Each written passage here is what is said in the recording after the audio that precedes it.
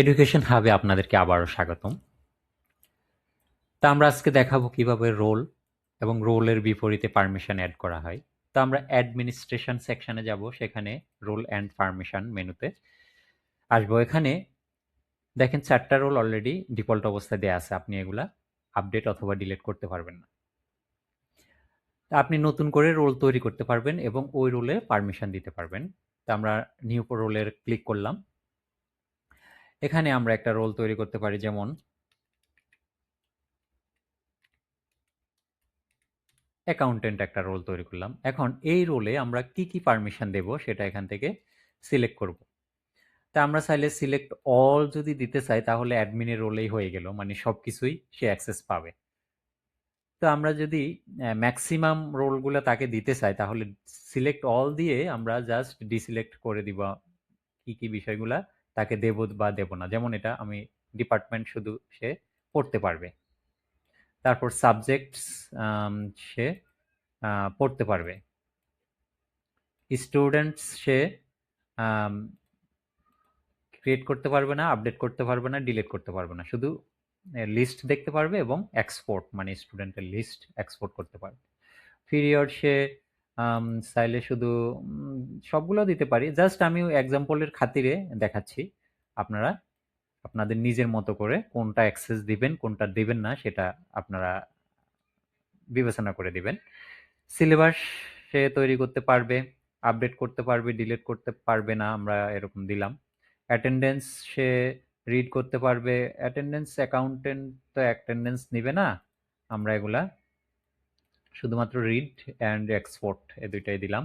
Library, boarding অথবা hostel সেটা সে সব করতে পারবে, নোটিশ বোর্ড সে সব করতে পারবে, এক্সামিনেশন সে ক্লাস শিডিউল তৈরি করতে পারবে, এক্সামের তৈরি করতে পারবে এবং এক্সপোর্ট করতে পারবে, কোশ্চেন পেপারও সে দিলাম তৈরি করতে পারবে, রেজাল্ট সে সব করতে পারবে, অ্যাকাউন্টিং এর যে ফাংশন সবগুলো সে করতে পারবে। তারপর অ্যাডমিনিস্ট্রেশন, এখানে সেটিংস এগুলা মূলত অ্যাডমিনের কাজ। তারপর আপনারা দিতে চাইলে দিতে পারবেন। আর আইডি কার্ডস এটা সব করতে পারবে, না হলে তো সে টেস্টিমোনিয়াল কিংবা সিট প্ল্যান এগুলা করতে পারবে না। এসএমএস সে পাঠাতে পারবে,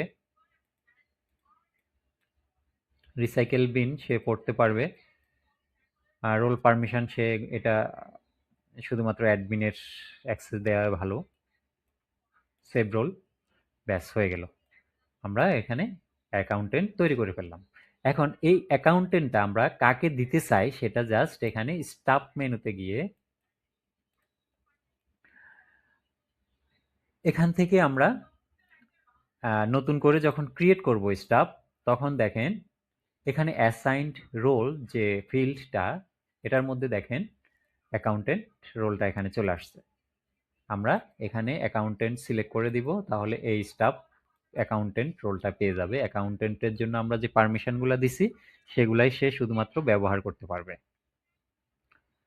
এবং যদি আমরা এক্সিস্টিং কোনো স্টাফকে দিতে চাই সেক্ষেত্রে আমরা স্টাফকে আপডেট করে আপডেট অপশনে গিয়ে আমরা অ্যাসাইনড রোল এখানে দিতে পারবো। That's it. তাহলে এটাই, এভাবে আমরা রোল পারমিশন হ্যান্ডেল করব।